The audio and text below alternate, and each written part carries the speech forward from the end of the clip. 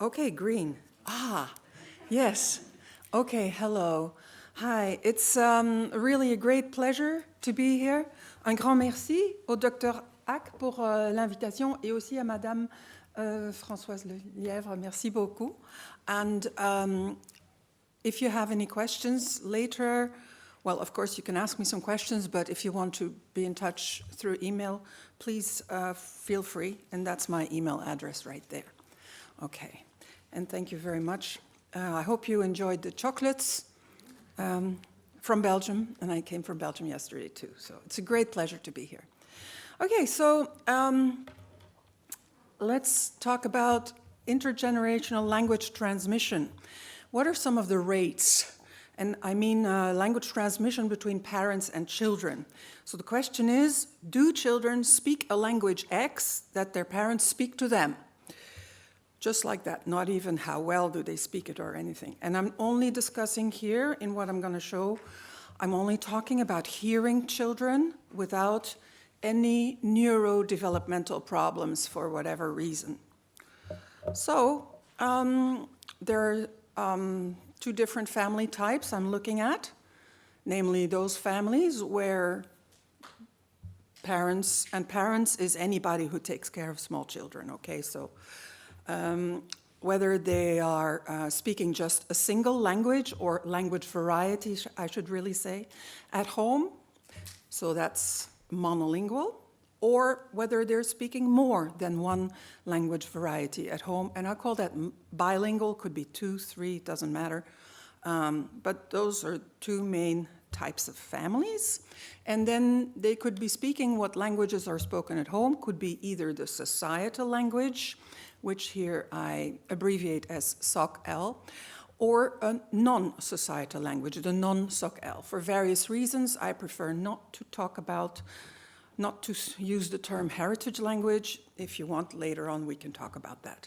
Anyway, the non-societal language is a language that is not normally used at school in the area where the family lives, that is normally not used in public media and public life, but of course it could be used in local shops and so forth. That is definitely possible, or even in specific religious settings, but it's not generally used.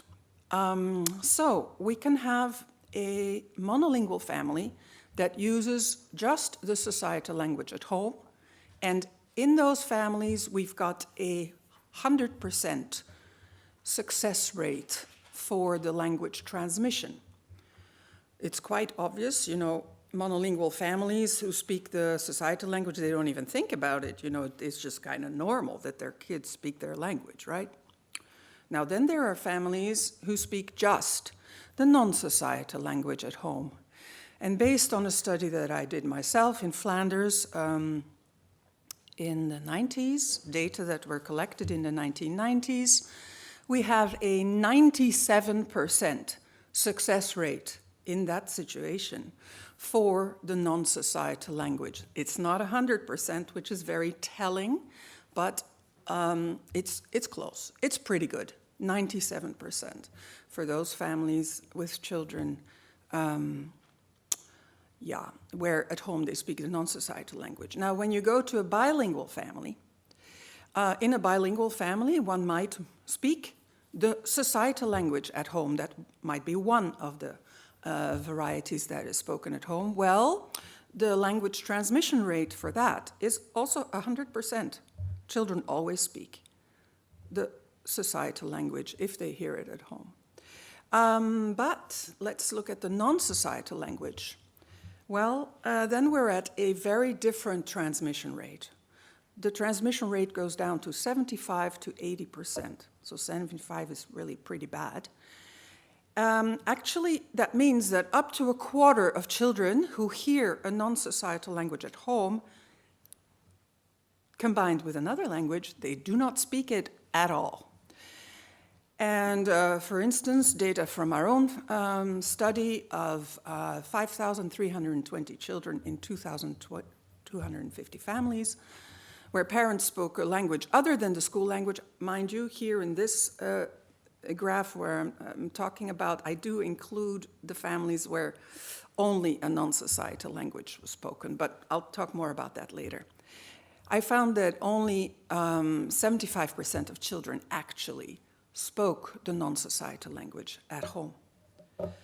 And since then, I've done a big overview of, well, similar studies and data from all over the world, including Paris, and I think Christine Dupré, I don't know whether she's here, she was really one of the first ones to do any kinds of survey about home language use.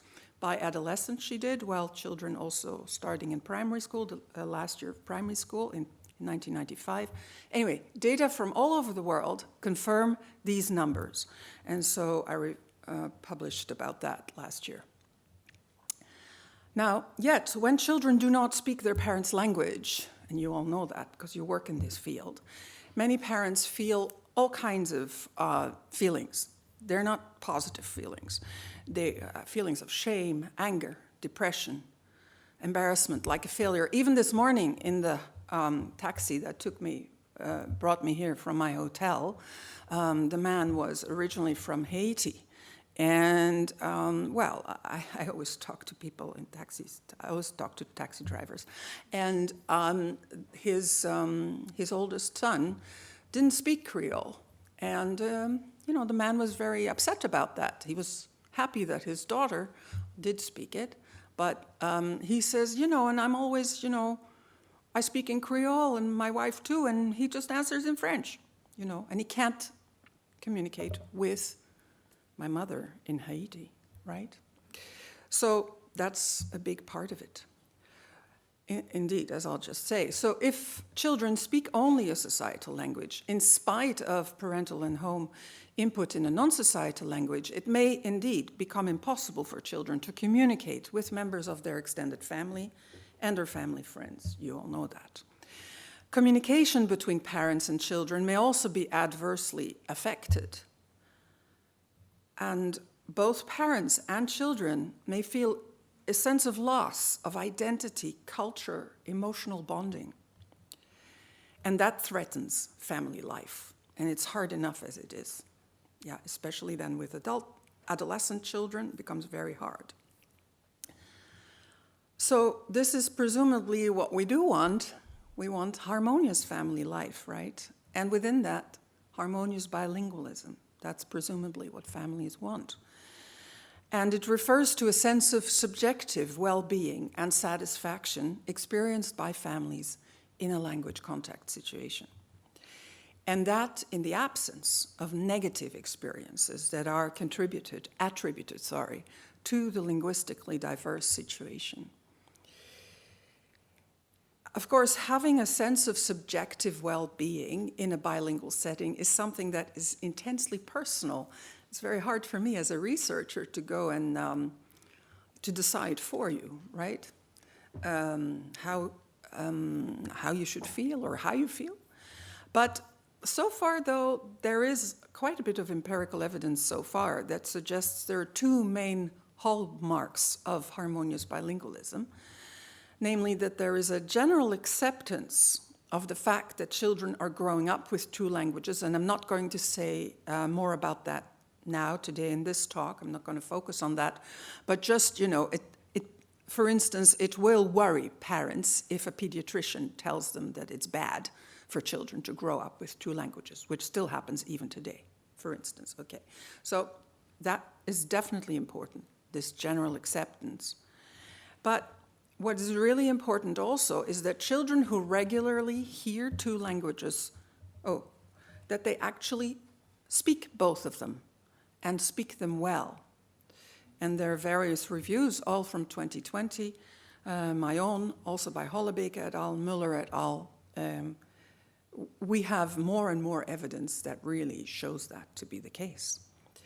Now, there are many reasons why children may not be speaking the non-societal language or non-societal languages that they hear at home, that they may not be speaking them well or not at all. And some factors, I'm going to give you a big list. I'm not going to go into detail about any of them, except what I'm going to say later. So some of them are parental expectations, community expectations, children's own attitudes. I think there are some talks about this in the rest of this program.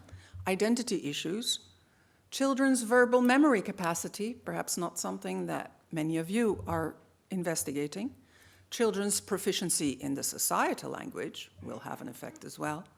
The opportunities for children to actually speak the non-society language.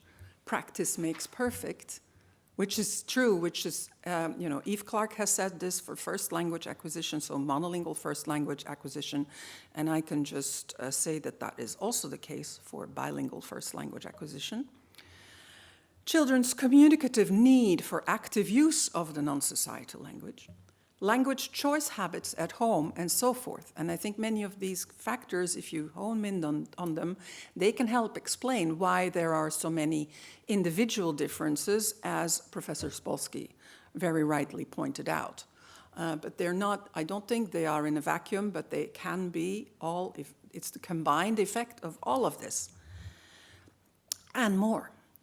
So, and also, one should realize, and this is something that's really quite important, is that at different levels of child development, which of course relates to chronological age, some factors are more important than others. Yeah. So children's own attitudes may not play a role when they're 1 year of age, but when they're 11 years of age, oh yes, absolutely. Yeah. So this is very important to realize. Now, of fundamental importance throughout is children's language input through interaction at home. It's nothing new, of course. And so in 1999, I wrote a piece of work appeared that I'd written long before, in 94 and 95. And it's really a model of family language policy avant la lettre, actually. It's a 3-tier model to help explain active bilingualism. Because even though I had not really worked on that earlier in my dissertation, I had heard a lot from parents that children were not speaking their language and how upset they were. And I was really puzzled by this. And I found also that there was basically not much literature about this. So I put out this model where at the time it was just with those arrows there, going from parental beliefs and attitudes to parental linguistic choices and interaction strategies. But of course, we need to add these arrows and children's language development, plus we need to have a loop going back from children's language development to parental beliefs and attitudes. So you've got the parental beliefs and attitudes which determine whether parents are going to speak 2 languages to their children in the first place. And then we have all kinds of linguistic choices. There's also something that's called the impact belief, which I suggested in 1999, which is this idea that parents have.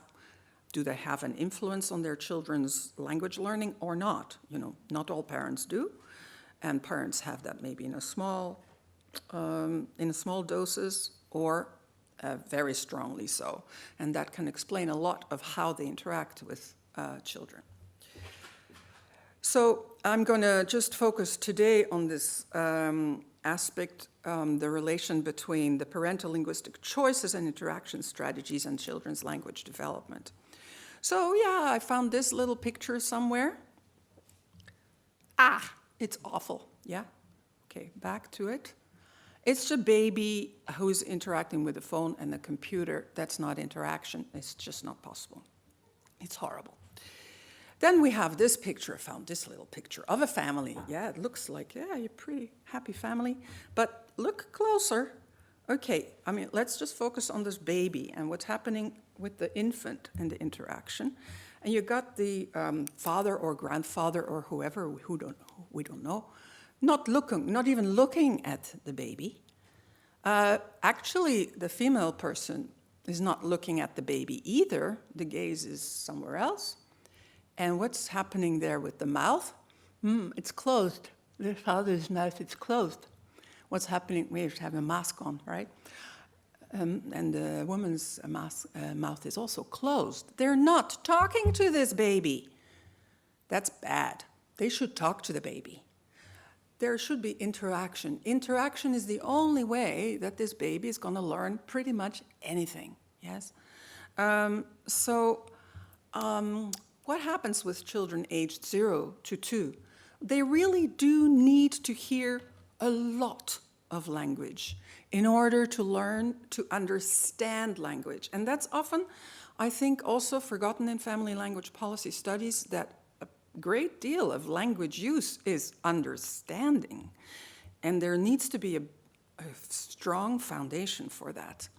So good early comprehension of a non-societal language is crucial as a foundation for developing that language. And so parents must talk to infants and toddlers a lot in the non-societal language. So the input frequency in the non-societal language is very important. So how much one talks to children. So that looks good. See, the father had mouth open and is looking at the baby in the pram. That is really good. This is terrible, yes? Not looking at the baby in the pram, but just at the phone and not interacting with the baby. Missed chances. It begins right there, yeah, when the kids are very, very young. So that's not good.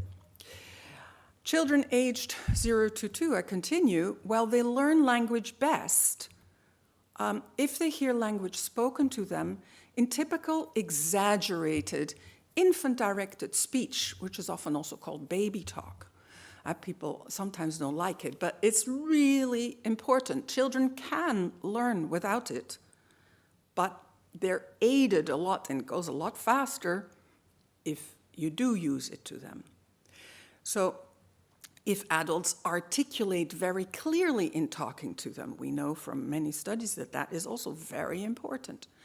And also very important if adults respond to children in ways that give sense to infants' vocalizations. So it's not the infants who create the meaning, actually. It's actually through the interaction that an adult caregiver is giving meaning to something that a baby is saying. The baby might not have meant mama when the baby says ma, but that's how it's interpreted and that's how it becomes mama, okay? That's a bit simplistic, but basically that's how it works.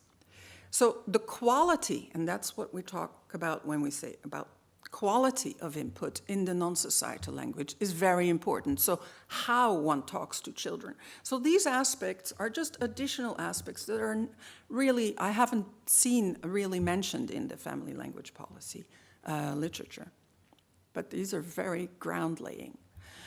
And when children get to be a bit older, so children aged 1.5 to 5, well, they continue to need large quantities of input in the non-societal language that is offered to them in a high quality of input, so with a high quality of input. So spoken with clear articulation, also adapted to children's increasing level of language production. Responding to children's questions rather than ignoring them, extremely important. I realize it's a lot of hard work dealing with a small child, but it's the chance for the child and for you also to build up strong emotional bonds with your child.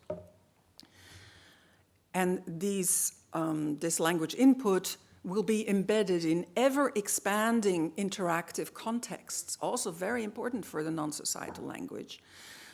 So interactive contexts of use that create positive emotions. Yeah? These are just a few pictures I got from the internet, but engaging a lot through language in nice activities. It's as simple as that. But it has to happen, it has to be there. And then, of course, frequent joint book reading is key, especially for the non-societal language, as are, of course, fun online contacts with several speakers of the non-societal language, and, of course, in-person contacts, also with several speakers of the non-societal language. Now, what I'm showing on this picture, what I couldn't really show any fun interactions on Skype with grandparents, for instance. But there are fun possibilities, for instance, creating from early on, because just talking about something is very abstract for young children. But for instance, playing games through the internet with grandparents.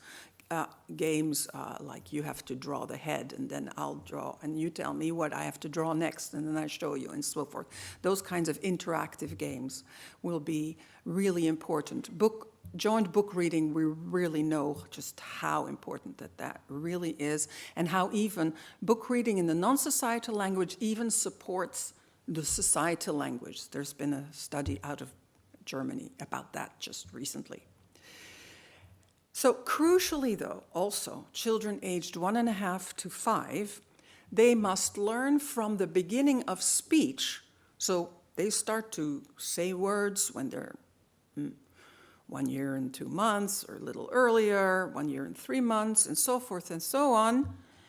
But they need to learn from the very beginning that they're speaking, that they need to answer in the language they are addressed in. I'm not here advocating one person, one language, because I know that that is not a boon, and that is definitely no guarantee. But within a single conversation and a communicative setting, parents speaking the non-societal language must gently is the key word, insist is another key word, that children speak that same language. They must gently socialize children, as Liz Lanza has shown. They must socialize children into just speaking in a particular setting, in a particular communicative setting, a place. I speak this language, and you just speak that language back to me. And by asking clarification questions, if children use the societal language, and that's the best thing, just to ask, huh? What? Oh. And very often, some people think, that's terrible, that's pretending. No, it's not pretending, it's part of normal interaction. If you start to pay attention to the number of requests, for clarification, so the hus that you yourself use in a language you know, and when people speak a language that you know, but you still say, huh? I mean, you just maybe weren't paying attention well enough. It's not that you're pretending not to speak that or not to understand that language.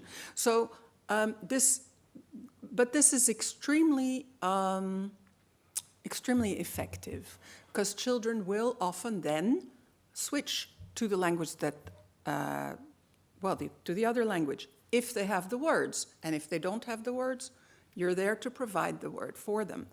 You could indeed offer children a translation into the non-societal language of a word that they said in the societal language, and you could ask children to confirm that that is what they meant, but that's the second best, generally. But anyway, from very early on, you should build up this habit, really, if you're interested at all in children speaking the non-societal language, that is. So this is what Liz Lanza has called monolingual discourse strategies.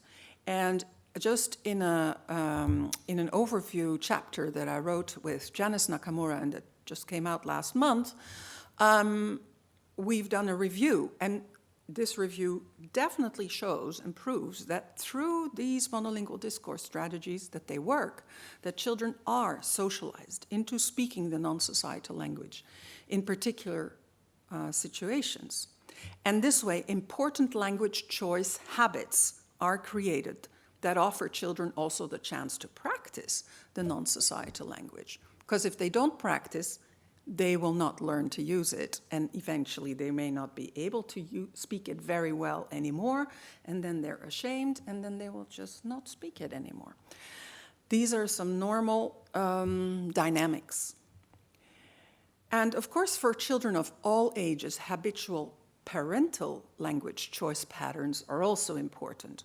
To support intergenerational transmission of the non-societal language, it is best if both parents in bilingual settings speak the non-societal language at home, and at most one parent speaks the societal language as well. And that statement I make on the basis of my study, which is much cited, and you may know it. It's already from 2007, where I looked at the parental home language choice patterns in 1778 dual-parent bilingual families. I want to tell Professor Spolsky that there are studies with more than just a couple of families, and where we had all 5 possible language input patterns in terms of parental language choice. I also in that study there is also a paragraph somewhere about single-parent families. But here I'm focusing on the dual-parent families. So we could have families where both parents speak the same non-societal language. So X stands for any non-societal language, and there were about 73 of them in that study. Then their second pattern is that both parents do speak the non-societal language at home, and in addition, one parent speaks the societal language at home. Then we have the pattern where both parents speak both languages at home. And then we have the famous one person, one language setting. And at the bottom, we have the situation where both parents spoke the societal language at home. And in addition, one parent spoke the non-societal language at home. And this is how it turns out for the children. Did they speak the non-societal language or not? It was just like that. So not how well did they speak it, but just did they speak it? And this is where my 97% comes from. So there we have the families, the monolingual families basically, with just a non-societal language. Well, in 97% of those families, the children did speak the non-societal language. And then we have a non-statistical difference, but you know, the 93%, but it's a non-statistically significant difference for the families where both parents were speaking the non-societal language at home, and in addition, one parent, the societal language. And then we get, there is a big statistically significant difference. Both patterns, which are a bit contrasted really, you know, and one where both parents speak both languages at home, and on the other extreme, one parent, one language. And, you know, there's no statistical difference between that 78% and 73%. That was not different. So is one parent, one language is not better than both parents speaking both languages. But the real terrible situation for the non-societal language, of course, is the one where both parents speak the societal language at home, and in addition, one parent speaks the non-societal language, where the success rate for the non-societal language drops to 34%. So that's only then a third of all cases. Of course, you don't always have the choice, you know, to be in one of these patterns. I realize that. But anyway, this is something that we should keep in mind. Then, before concluding, I want to mention there are some things that you should avoid through talk. You should avoid creating a frequent negative association with the non-societal language through scolding or often ignoring children while speaking the non-societal language with others. Yeah, where you have that picture of the kid pulling on the leg when father is perhaps speaking the non-societal language but not paying attention to the child. And if this happens the whole time and it's basically the non-societal language is kept away, basically, well, the child's not going to like that. Yeah, and if the scolding always happens just in the non-societal language, there are associations that happen. And this morning, actually, my taxi driver, I asked him, so what do, you know, when your son then speaks French to you? Well, on l'oppose. Huh? He gets mad. I said, well, you know, that's not going to help, you know. It's not going to help to get mad. So I suggested having a quiet and calm conversation with a 17-year-old, I think should be occasionally possible, to just explain how important it is for him that his son knows at least some of the Creole. At the same time, realizing that through lack of practice, he may not be able to, so may need a little help. But things are not that simple. I do realize that. Of course not. But I do believe very strongly that family language policies that incorporate the right kind of oral language input and interaction can lead to successful intergenerational transmission of the non-societal language and harmonious bilingualism. I do want to, again, also specify, though, that unfortunately few FLP studies pay attention to the overall non-societal language input that children hear and to interactive aspects of that input in terms of parental discourse strategies in the Lanza sense. Yeah. Yet it is absolutely true, I want to emphasize that lots of regular and high-quality oral input in the non-societal language combined with the use of monolingual discourse strategies from early on and they are rock-solid foundations for children's learning and use of the non-societal language and thus greatly contribute towards its transmission and bilingual families' experience with harmonious bilingualism. And with this, un grand merci. Thank you very much.